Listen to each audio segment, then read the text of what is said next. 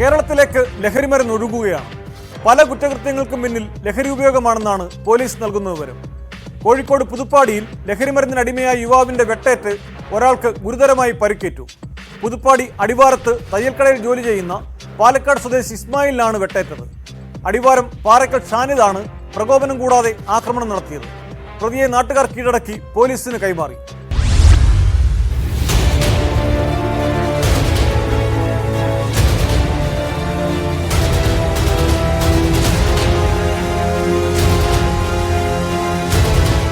കഴിഞ്ഞ ദിവസം രാത്രി 9:30യോടെയായിരുന്നു അടിവാരം അങ്ങാടിയിൽ ആക്രമണം.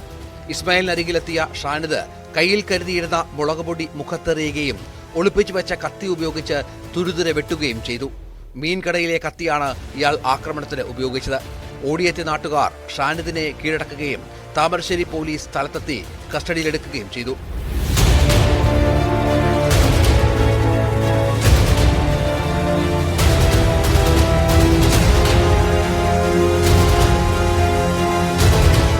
തലയ്ക്കും കഴുത്തിനും കൈകൾക്കും ഉൾപ്പെടെ വെട്ടേറ്റ ഇസ്മായിലിനെ കോഴിക്കോട് മെഡിക്കൽ കോളേജ് ആശുപത്രിയിൽ പ്രവേശിപ്പിച്ചു.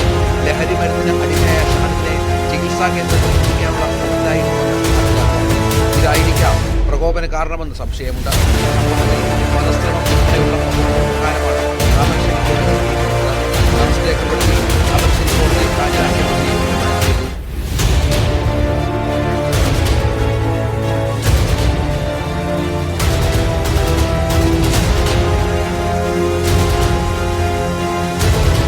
News 18 താമരശ്ശേരി.